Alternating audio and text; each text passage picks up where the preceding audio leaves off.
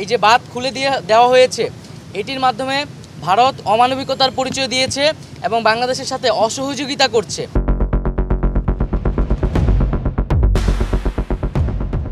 আগাম সতর্ক না করে বাঁধ খুলে দিয়ে ভারত অমানবিকতার পরিচয় দিয়েছে এবং দুর্যোগ মোকাবেলায় বাংলাদেশকে অসহযোগিতা করেছে বলে মন্তব্য করেছেন অন্তর্বর্তী সরকারের ডাক, টেলিযোগাযোগ ও তথ্য প্রযুক্তি এবং তথ্য ও সম্প্রচার উপদেষ্টা মোহাম্মদ নাহিদ ইসলাম। বৃহস্পতিবার বিকেলে রাষ্ট্রীয় অতিথি ভবন যমুনায় অন্তর্বর্তী সরকারের প্রধান উপদেষ্টা ডক্টর মোহাম্মদ ইউনূসের সভাপতিত্বে উপদেষ্টাদের বৈঠক শেষে ব্রিফিংয়ে তিনি এসব কথা বলেন। কোনো ধরনের আগাম সতর্কতা এবং প্রস্তুতি নেবার সুযোগ না দিয়েই এই যে বাঁধ খুলে দেওয়া হয়েছে, এটির মাধ্যমে ভারত অমানবিকতার পরিচয় দিয়েছে। নাহিদ ইসলাম বলেন, বাংলাদেশের শিক্ষার্থী ও জনগণ ভারতের নীতি নিয়ে ক্ষুব্ধ। বাংলাদেশের জনগণ দীর্ঘদিন ধরে পানির ন্যায্য হিসাবের জন্য আন্দোলন করছে, কথা বলে আসছে।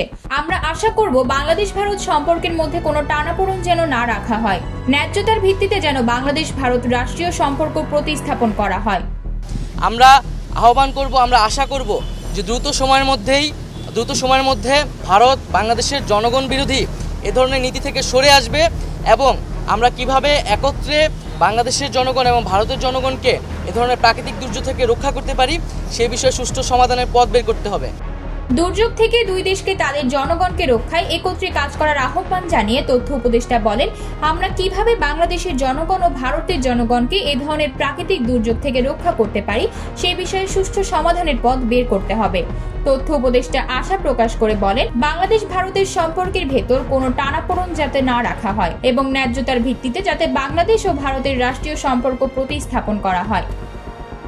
এদিকে ভারতের পররাষ্ট্র মন্ত্রণালয়ের পক্ষ থেকে আজ এক সংবাদ বিজ্ঞপ্তিতে বলা হয়েছে, ভারতের ত্রিপুরায় ডম্বুর বাঁধের গেট খুলে দেওয়ার কারণে বাংলাদেশের পূর্বাঞ্চলের সীমান্তবর্তী জেলাগুলোয় সাম্প্রতিক বন্যা পরিস্থিতি দেখা দিয়েছে। বাংলাদেশে এমন একটি উদ্বেগ উৎকণ্ঠা ছড়িয়ে পড়েছে, এটা বাস্তবে সঠিক নয়।